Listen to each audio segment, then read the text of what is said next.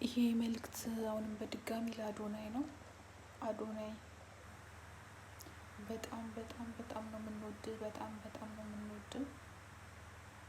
በተለይ እኛ አረብ ሀገር ያለን ሴቶች፣ ምክንያቱም እንደዚህ አይነት እንክብካቤ ናፍቀናል፣ እንደዚህ አይነት ፍቅር፣ እንደዚህ አይነት በቃ እንደዚህ አይነት ባል ቢኖረን ብለን የምንመኘው ነው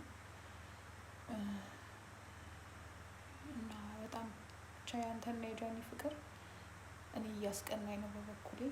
ማለት መንፈሳዊ ቅናት እንጂ መጥፎ ቅናት ሳይሆን የሆነ በቃ ቢሆንልኝ ብለህ የምትመኘው ቅናት የለም፣ እንደዛ ማለት ነው።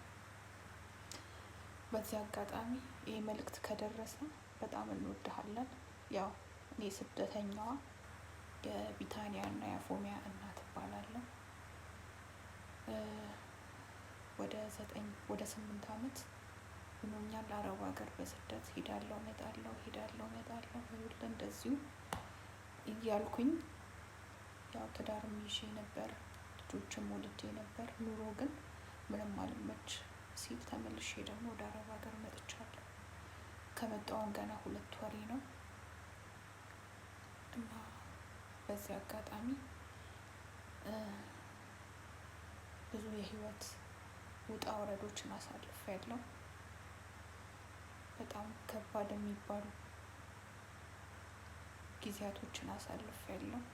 ግን ተመልሼ ለመቆም እየሞከርኩ ነው።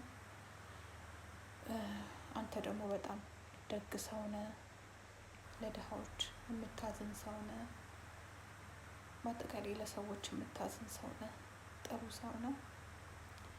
በዚህ አጋጣሚ ሰፖርት ብታረገኝ ማለት በዚህ አሁን እንግዲህ ክርስማስ ነው፣ ያው በዚህ በዓል ልጆቼን ብጠይቅልኝ፣ ቤተሰቤን ብጠይቅልኝ ደስ ይለኛል፣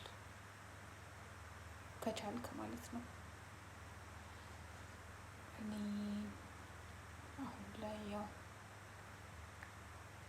ከመጣሁ ገና 2 ወሬ ነው። የሰው ዕዳ ምናምን አለብኝ፣ የምከፍለው የሰው ብር አለብኝ። ያንን ከፋፍዬ ነው ወደ እነሱ እንትን ማለት የምችለውና ያው ከደግነትህ አንጻር እንደዚሁ ሳስበው ብናገርስ ብዬ አስቤ ነው። በቃ መልካም ጊዜ